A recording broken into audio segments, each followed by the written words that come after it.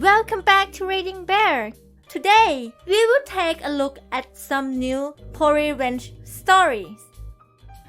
And if you enjoyed my content, please don't forget to subscribe to my channel and post some bear emojis in the comments. Let's go! First one is titled, He Speaks for the Trees. This is juicy, so get ready. Background information. We live in an old and big manor that has been split into 3 attached houses. The houses are about 150 years old and were built around 5 huge giant sequoias which were about 200 years old. In the UK, giant sequoias are very rare, and the 2 in our garden up the house price by about £60,000. We lived next to 2 really nice neighbors, one young couple and one old couple. The story. Unfortunately, our old neighbors passed away, so their child and her family moved in. Let's call her Jo. Jo was instantly a pain in the neck. We had been sharing chickens with the previous neighbors and Jo agreed to keep sharing them. However, on her nights she would constantly forget to put them away, so we would have to check them every night anyway. One night her little brats thought it would be funny to open our personal duck pen in the night, which leads to a mass slaughter. Later the chickens went the same way. About 2 years ago there was a storm and one of her sequoias somehow fell over and died. They were distraught, understandably, but from then on, the jealousy started. She would constantly complain about how lucky we were to have 2 sequoias in our garden and how our sequoia was making too much shade in their garden. It wasn't. Anyway, we just thought it was Jo being a pain. There were a few dry threats like they will chop it down or maybe the next storm will blow it down. Until we came back from a holiday to France to find a huge 6-meter stump and nothing else. I mean, how the heck do you get rid of a 100-feet tree in like 2 weeks? 2 of our old British oak trees had been crushed as well. My mum and sisters were crying. My dad was red in the face and we had no evidence Jo had done it. She claimed that there had been a storm and she had to get rid of it. We had a security camera at the front of the house, but you can get in the back if you go through a few fields. We then were given an £8,000 bill for damages to her property, and to have the tree chopped up and removed the wood alone would have been worth a small fortune. We had lost all hope and 2 weeks had passed when my dad came running in from the garden. We had put up a wildlife camera a few months ago and had caught everything. We got a lawyer on the phone and started our revenge. We got a tree surgeon out who said it was an original specimen brought into the UK in 1860 along with the 2 that were in Elveston Castle Country Park. There were 218 around the UK but only 60 now. He also told us to call out an engineer because the roots might be in the foundation, so when they rot it could damage the house. Turns out we would need to redo the foundations. Then we took Jo to court and sued them for damage to property, trespassing and lots of other smaller claims. The tree would cost $250,000 to have another sequoia that was 200 years put in and looked after. It's basically impossible. Plus the damage to the foundation, which was $200,000, and the 2 oaks, which were another $25,000. So with the smaller claims, it went to about £500,000, $700,000. They had to move out. And we have now paid off the mortgage, done a lovely loft and kitchen conversion, and have basically done up the house and garden, as well as plant a 60-year-old sequoia tree in the back garden. We also had our kitchen counter and table made from the old sequoia. We now have a new lovely family living next to us who we share chickens, ducks and pygmy goats with. They're very nice and I make a fortune babysitting their kids. Many of you wanted to hear about the court case, but she didn't stand a chance, and as soon as we revealed the footage to her and her lawyer, she gave up. The people who cut the tree down gave us the countertops for free as a sorry. They were truly sorry. The neighbors had a second home, so they just sold the house and moved back to their smaller one. We feel bad for the old neighbors, but we do visit their graves because they were like family. Next one is titled, Douse Me with Ice Cold Water? Wave bye-bye to your bed. Hubs and I, along with our then 3 children, were visiting Bill for 4th of July a few years back. The kids were damned excited to go splash in the kiddie pool with their cousins, as they only got to see them a few times a year, and we were able to get out of the house for a while. This particular day, it was hot. Like clothing permanently plastered to the bad hot. And while the kids were having a grand old time in the kiddie pool, none of our big adult butts were fitting in it, and we had already exhausted our somewhat extensive supply of water balloons. So we were all dying. Then I got an idea.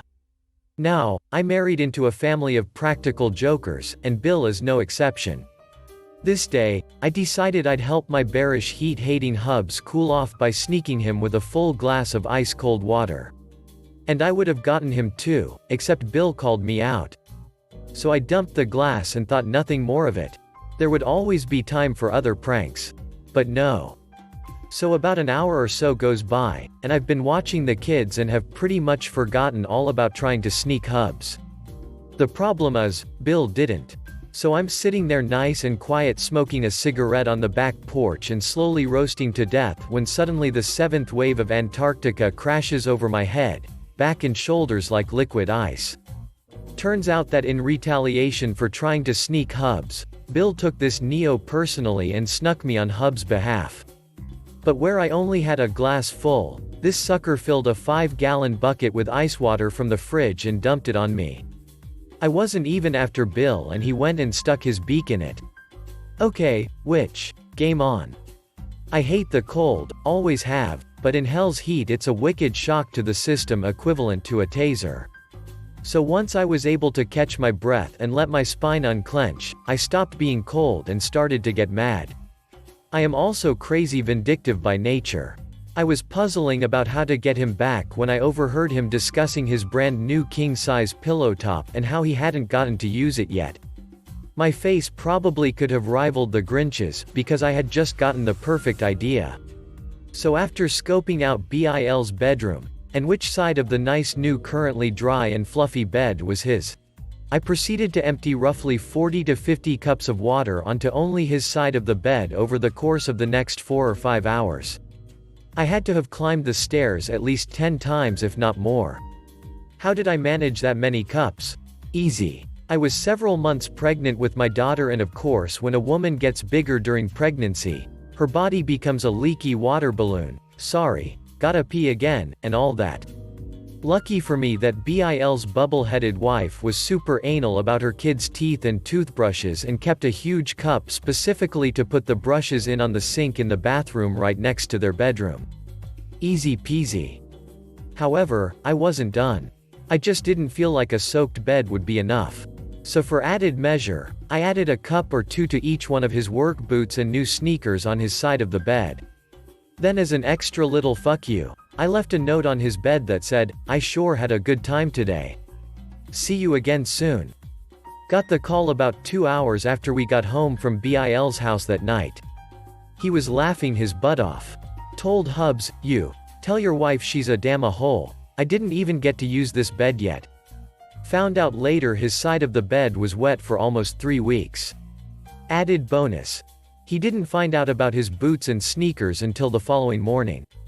Got up early because his kids were breaking crap again, grouchy because he's not a morning person, went to put his boots on and stuck his nice warm sock feet into about 4 or 5 inches of barely room temperature water.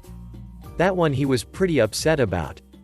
Last one is titled, "Which of a friend insults me over dead uncle, gets exposed for all the crap she did." So, long-ish one here, and it's been some time so I don't exactly remember the dialogue. So, as a backstory, this happened when I was in the equivalent of junior year of high school. I became friends with a girl 1 year older than me, and soon we grew to be like sisters, doing crap together all the time and being generally like sisters. Might I also mention that at that time both of us were into crap like Reiki and weird sorts of spirituality and the occult and crap like that, and me being the edgy teen I was at that point was incredibly happy to have someone share my interests. When my junior year started, she was a senior and met a guy at college admissions prep who she apparently immediately fell for. Of course she introduced him to me and I took to each other almost too well. Boyfriend and I started to get along marvelously, and being the stupid kid I was, of course I fall for him hard, but I hid it and decided that I would be the better person and eat my feelings since he was her boyfriend. So I kept it friendly and basically developed an iron control on my emotions, which to this day is both a good and a bad thing for my mental health. Over the next 6 months my friend had become obsessed with him, increasingly jealous and manipulative with both of us, and was basically making both our lives hell. She was calling me for hours, sometimes just complaining about how boyfriend has the emotional range of a teaspoon, other times raging and crying, and at that point I was stuck mediating between my friend and boyfriend on a daily basis, almost to the exclusion of everything else. I recognize now, years later, that she was incredibly emotionally abusive to both of us. While being a generally abusive twat and psycho witch, she was also very horny and flirty, and about a couple of days before poo hit the fan she made out with a classmate of mine in front of me while asking me not to tell her boyfriend. One day soon after, boyfriend calls me pissed off beyond belief because he and my friend got into one of their arguments, which after half a year of relationship became explosive in nature. He wanted to leave her since he was tired of her BS, and she threatened to kill herself. I don't remember exactly what had triggered the argument, but what I do remember was that I was feeling so damn guilty about not telling boyfriend what I had seen. He was one of my best friends after all, and I was put in the situation of either covering up her cheating or risking a big meltdown. I chose to tell boyfriend that I think she's just crying for attention since she made out with so and so the other week, and he went mad, like seeing red kind of mad. He thanked me for telling him what happened and said he'd go to her house and break up with her and that he'll keep me posted. An hour later I get a string of angry texts from her that I betrayed her and that I should stay away from them and all sorts of belittling things. Boyfriend also blocked me on her request and told me to stay away, and so I ended up the villain, and feeling like I wanted the earth to swallow me whole. After a few days of being miserably depressed, a few girls from my class approached me at a party I couldn't dodge out of and asked me what's wrong. After telling them what my friend had done, they were the ones who convinced me I did the right thing and that I wasn't the villainous witch she made me look like. You can imagine how ducking upset I was after giving my all to her and getting jack poo in return, so I started plotting revenge. The first step was contacting her ex, who I knew she hated, going out with him but bailing like a chicken because I was still feeling guilty. That didn't work. I was a weakling and made up with her and suffered a few more months until summer came and the three of us went on a seaside vacation where poo really hit the fan. I booked a couple days extra after they were supposed to leave, and on their last evening, while at a restaurant, I got a call from my parents telling me to not come home early because my favorite uncle had died and they were going to his funeral. I was distraught and went to my hotel room while my friend said they'll just drop by their room and come stay with me since I wasn't feeling like being alone. Guess what? She got horny and had sex for 2 hours while I sat alone crying my eyes out. When they came, my friend wanted to do some drugs, got incredibly high and started arguing with me and boyfriend about some stupid spiritual crap she saw while on her trip. Boyfriend was already upset with her since on our second night she got shit-faced drunk and flirted with everyone in the club. So him and I decided we wanted to go to the beach and see the sunrise. She came too, arguing with boyfriend and me the whole time until these stupid words left her mouth.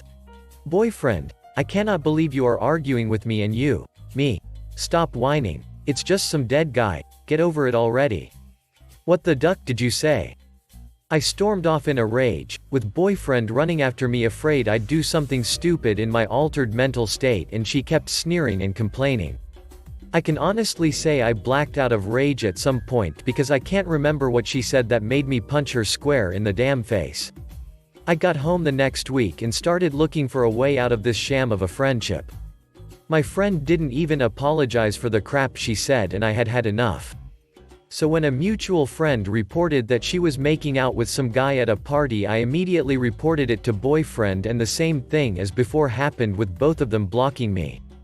Duck you and good riddance, I thought, but boy oh boy, karma served me a true opportunity to wreak havoc not long after.